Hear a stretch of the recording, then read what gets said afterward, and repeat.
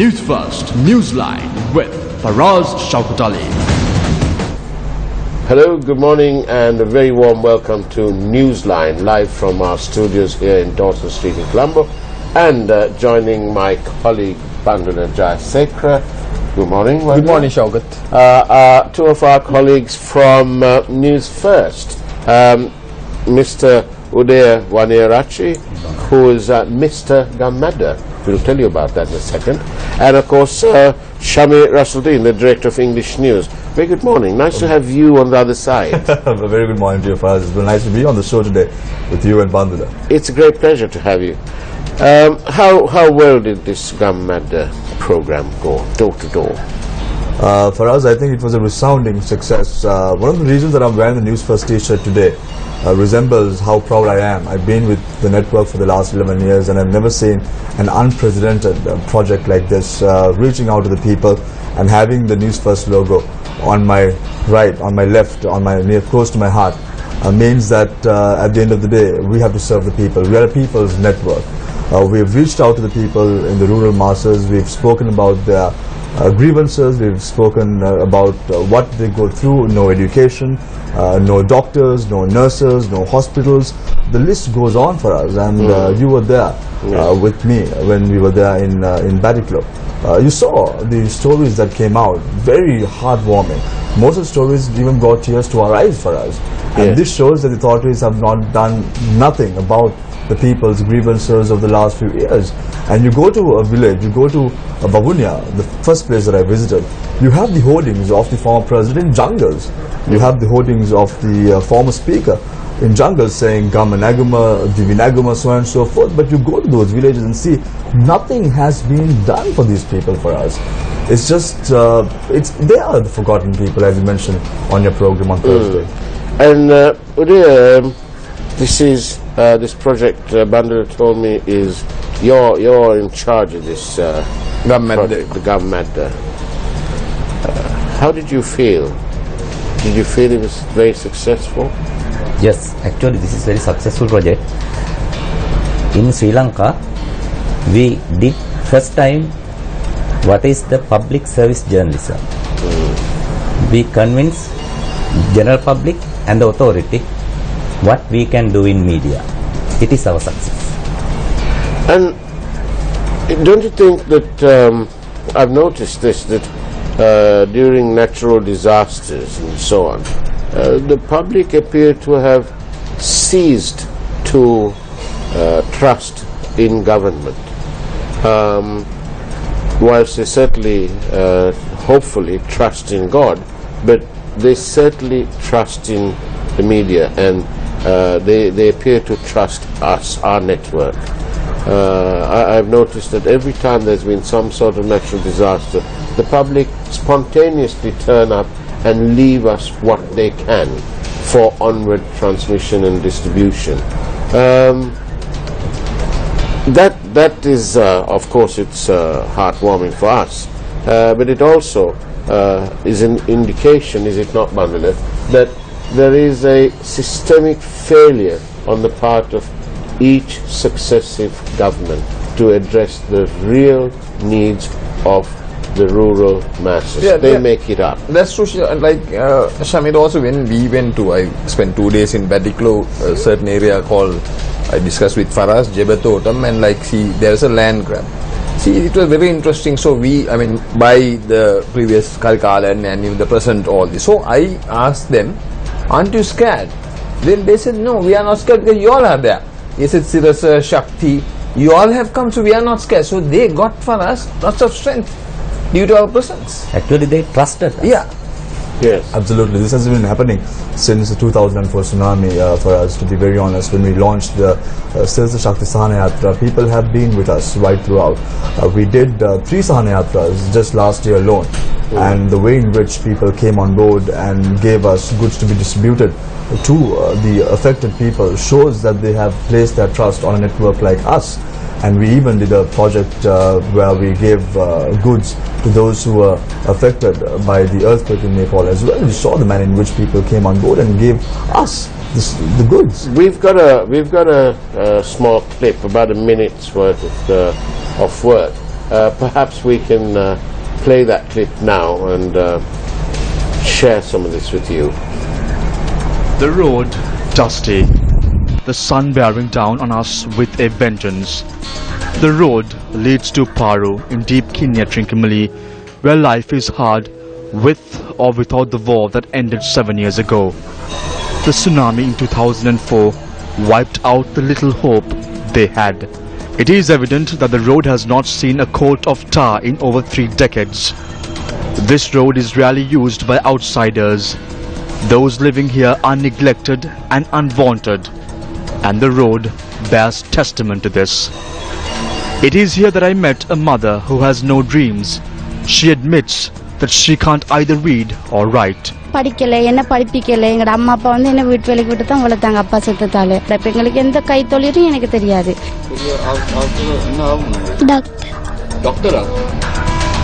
A doctor in 20 years seems more like a dream under the present conditions they live in. However, what is promising is the courage to go against the tide. These untold stories are full of war, suffering and untold misery.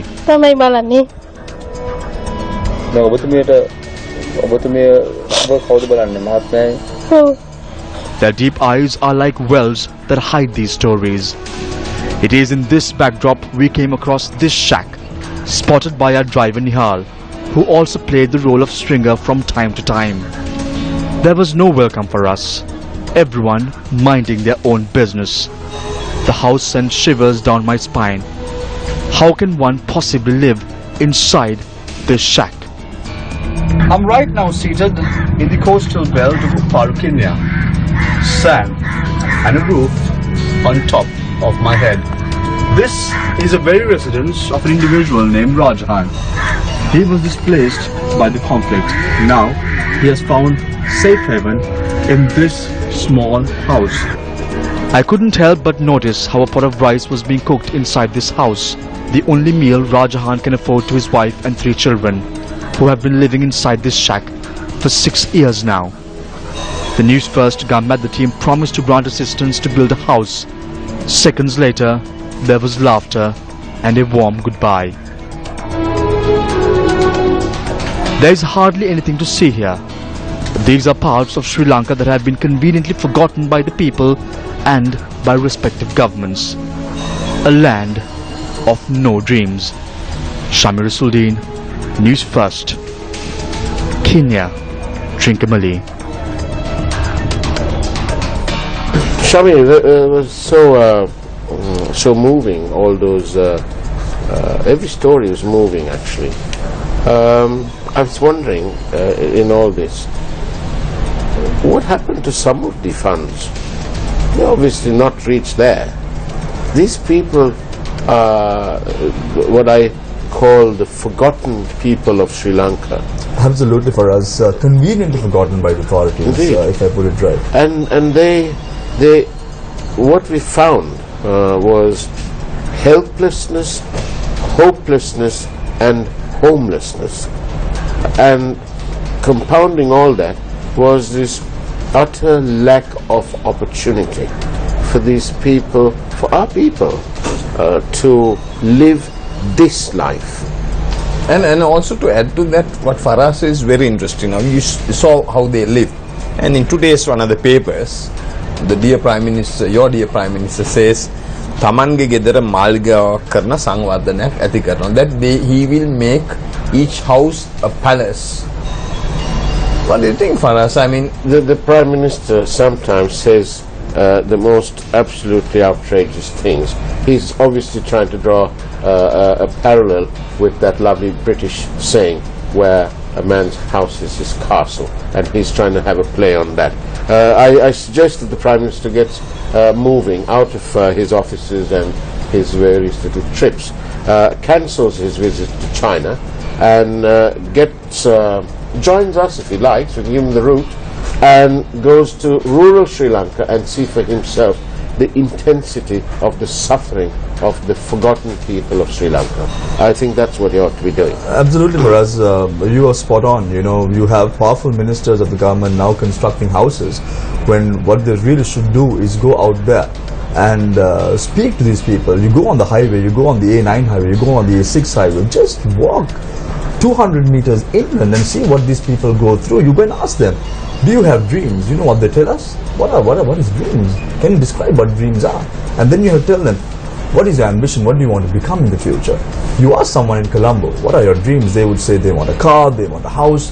Why are these people so conveniently forgotten by the authorities? But also Uday, not only in faraway village, even Gampaha. Yeah. You saw how bad, very close by. Gampaha, it is close to Colombo. In Mirigam area, they do not have even water supply there. Roads are also bad. You're talking of an electorate of a former president, a prime minister, you're talking Mirigam and Gampaha. And the area of a very powerful Minister of Economic Development. Basil Rajapaksa. At one time. At one time. But in all this, don't you... what role has destiny played? For us, I strongly am a firm believer that destiny is what drives each and every individual. But respective governments have a role to play. You see individuals like Ranasinghe Premadasa bringing the Gammuda project, giving housing to the millions of people living in Sri Lanka, in rural Sri Lanka. Still bears fruit. You go to some houses, you still see the picture of Lord Buddha, and next to him would be Ranasinghe Premadasa. Why? Because he's so revered. I went to Arantala for us, I went with you. Look at the plight of those people in Arantala. People talk about every time when there's a Geneva Convention, all politicians talk about Arantala, about the massacre of the monks there, saying that 31 monks were murdered. We have to look into this as well when we come to Geneva. We have to look into what the Sri Lankan forces did, so on and so forth. But what have they really done for these people? People in Arantala were still suffering. We saw the man in which for us, nothing has been done, not even for the temple. Right, that's for right. that matter. Well, this isn't it destiny? The forgotten people of rural Sri Lanka. It has been their destiny, as much as it has been yours and mine and Bandulu's and Uday's. To actually, it's our destiny that we've all ended up working here, and it is one destiny, one journey. This destiny has taken us to the rural parts of Sri Lanka, and which I don't think any of us knew or expected the intensity of the suffering and hardship of the people there. And it is their destiny too, that it's all come together, that they've met us, and clearly they trust us. I think one of those reports had one of our teams where the people said that they worshipped the Shakti crew because they trust them, and that they feel that even though we didn't bring them immediate relief, they had faith in us that this message will be taken to the right places and the right buttons will be pressed to give them real relief. And also for us, they had a nice story, what he said in the Sinhala program, if you can explain that Urume, Ape Urume, you were saying, that's very interesting. I'm not remember that story. No, what you said, me Ape Urume vela tiyenne, meka you are relating the story, this is our fate and they have just settled. Yes.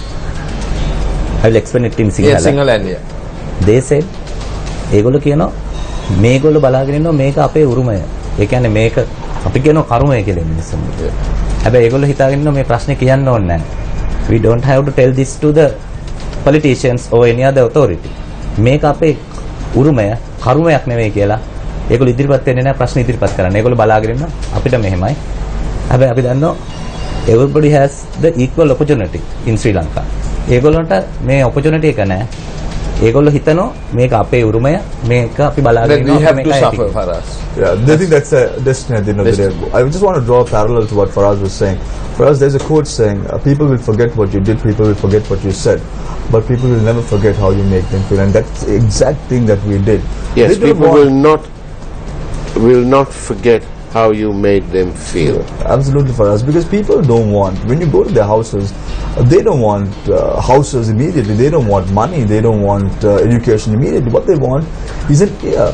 they want to tell the people the problems. They want to tell the authorities the problem. When we went to certain areas for us, you and I, you saw the manner in which how they said, thank you for coming. We've never seen authorities coming here. We've never seen citizens coming here. Thank you very much. We've seen it on TV. We've seen it on radio. We've listened to it on radio. But we never thought we'll come here. But I think our network does reach people because whilst I was waiting for you all to arrive at Arantalava and I was typing up my copy, a busload of children came there. And obviously under the boat tree was the coolest place, so they all just gathered there. And there's one little fellow who noticed my cap and said, "Oh, News First." I said, "Yes." "And do you speak English?" He said, "No." And his friend said, what's this News First?" He said, "They are the people who do Gam Madda." And that other boy who was older said to him, "What is Gam Madda?" And this little chap explained. He said, "Oh, they go from village to village and they listen to the problems, and it's on TV." And so it brought home to me that we must be doing something right. We are reaching out.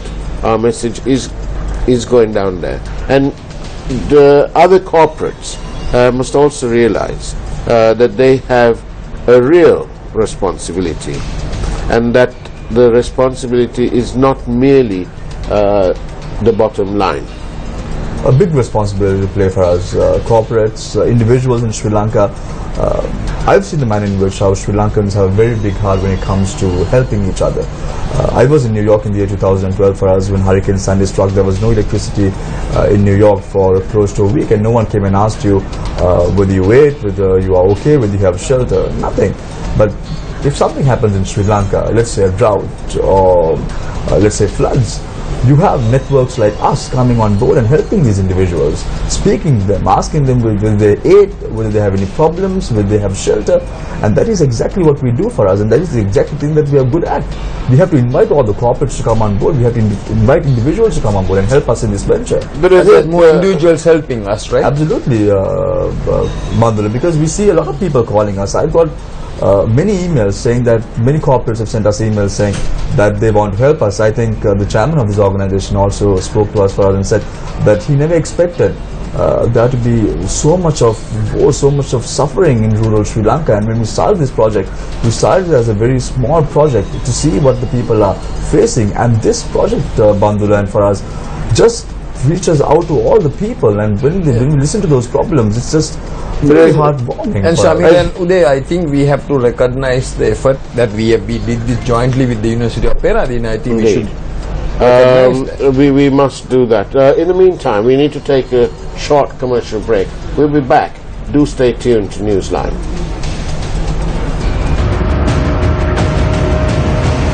News First, Newsline with Faraz Shaukat Ali. Good morning and welcome back to Newsline. We'll be joined by Shamir and Uday, our colleagues on the network, and of course Bandula. It's important to before we can say this is what can be done or make a proposal, for us to wait until the report from the University of Peradeniya comes out, because obviously they will collate this, and their efforts are, we must appreciate those efforts. And that's destiny too, isn't it? This is destiny that has brought us all together. Yeah. The students, lecturers joined us, right? Everyone, Bandula and Faraz, their effort has to be commended, because if not for them, we won't be able to have a scientific approach to the data that we collect. In the next few weeks, the Peradeniya University would give us the data required, and then we would prioritize to which area there is no water, there is no housing, what do they need, whether they need hospitals, whether they need, what is the urgent requirement of the people of Sri Lanka, and then we would be able to assist them accordingly. And the effort put out by the Peradeniya University should be commended here at this point for us and Mandula. And also I think that this corporate has gone out and done this, but it's not essential for other corporates to join us. They can go out there and do it on their own if they wish. But on the other hand, if they recognize that our network knows a thing or two on disaster management and how to respond and how quickly to respond, then by all means say our doors are open, as it is to anyone and everyone.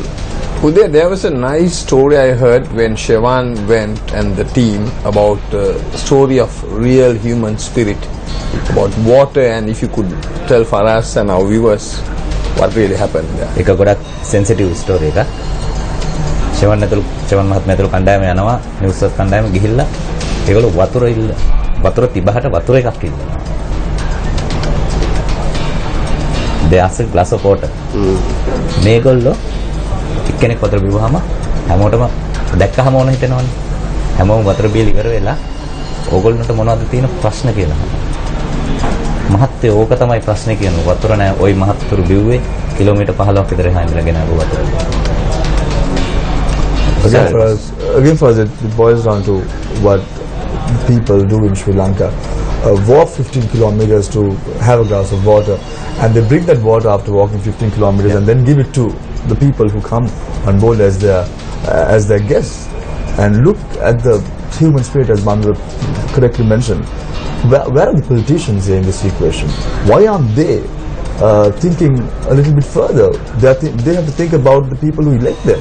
They have to think about the people who take them to parliament, and they are all silent. Why is that for us? What is the reason? I'm asking you a question first. You are with us as well. I think that what made this program, the road that they travelled on, the road that we travelled on, was the road of destiny. We travelled this road of destiny, and it was a voyage of discovery, where we discovered the forgotten people of Sri Lanka and their suffering. And Faraz, I need to ask you also a question, because I mentioned that in the Sinhala program, where when you did Newsline in Kalawanchikudi, Mahilur Munai, where that there was this young boy who spoke up very well. Indeed. And wasn't he threatened? He criticized the authorities. Wasn't he threatened for us? Yes, that was sad, because obviously the authorities in that local area didn't like what he said.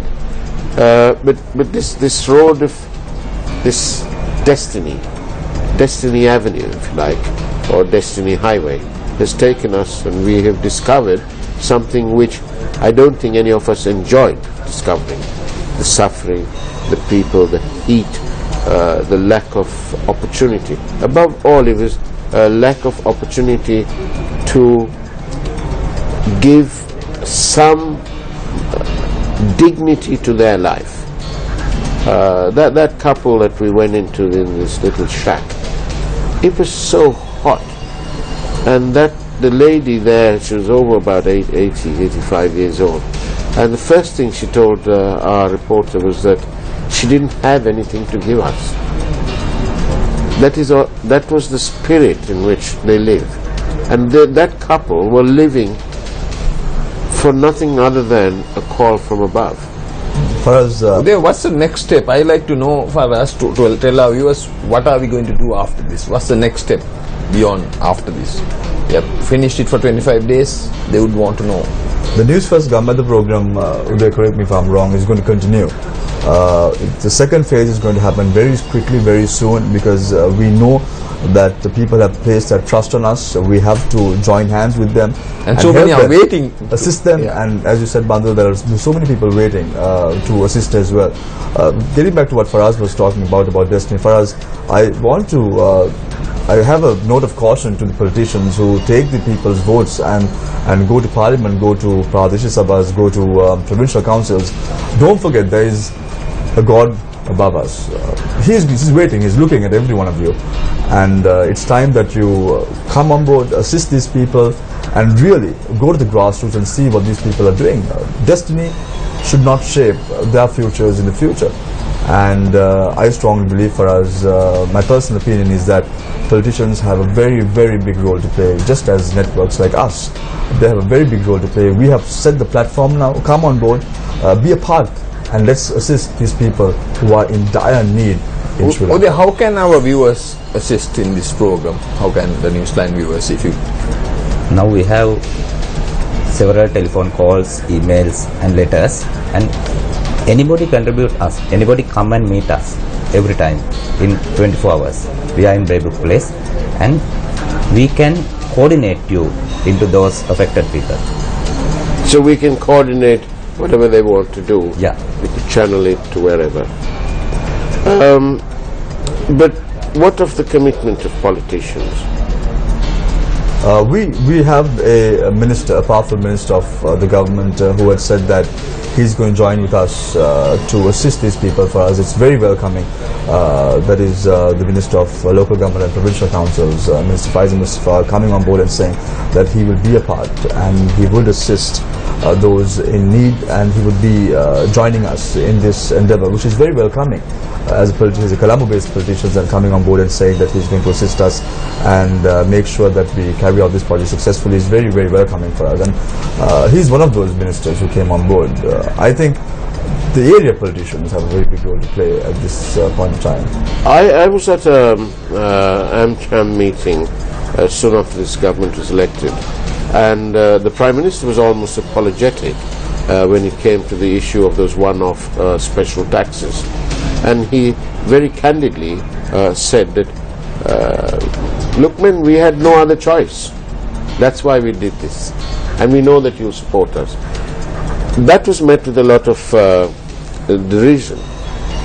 What do you think, Shamir, if the Minister of Finance, even though the Finance Ministry has been split into three parts by the Prime Minister for whatever reason, what happens if our Minister of Finance, the man that we feel is the real Minister of Finance, that means the Prime Minister, what would that Prime Minister, Finance Minister, what happens if they impose a special tax and say, listen up you guys, you corporates, you listed companies, you've had whirlwind profits in soon after the war and so on, and we'd like you to pay $1 million or 10 million as a special tax-free donation and to solve the problems. I calculated that in the Wanchakudi area alone, 300 homes will only cost 300 million rupees.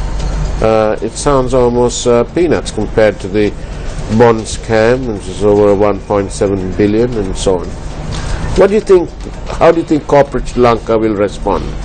For us, I think the corporates are going to come on board and assist the people.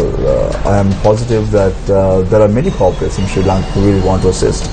You can impose a tax, probably a tax that would help these people, 1% or 2% of their profits maybe, but that shouldn't burden the people. I must say, for us now, we have the VAT being increased to 15% from 12%, again burdening the people. Whatever happens should not burden the people who are again living in the rural areas. At the end of the day, if you increase the tax, it's going to affect the people at the end of the day. And the Prime Minister should be mindful. Whatever he promised prior to the elections should be exercised, and should be those pledges should be implemented. I'm getting many text messages, and I don't like. Can I read this out? Yes, just first. You can discuss all this, but the real issue is in the funding and the provincial council system. Many of these matters are now provincial subjects, and absolutely no funds are allocated. For us, allocations should come from the government again. The government should prioritize what they should do. As I said, I'm positive for us. There are approximately around 500,000, 1 million people in Sri Lanka who are unaccounted for.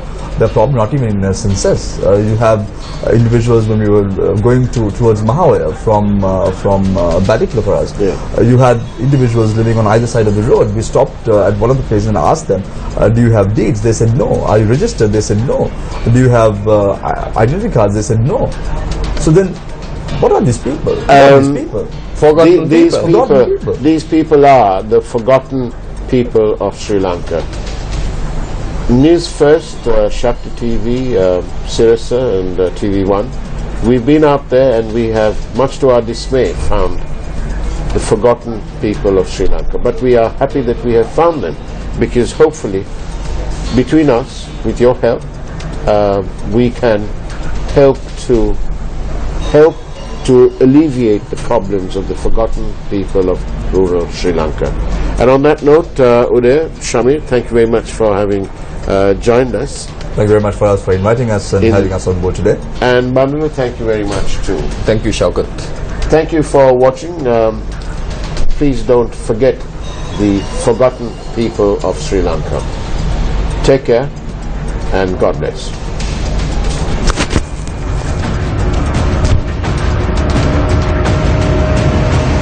Newsfirst, Newsline with Faraz Shaukat Ali.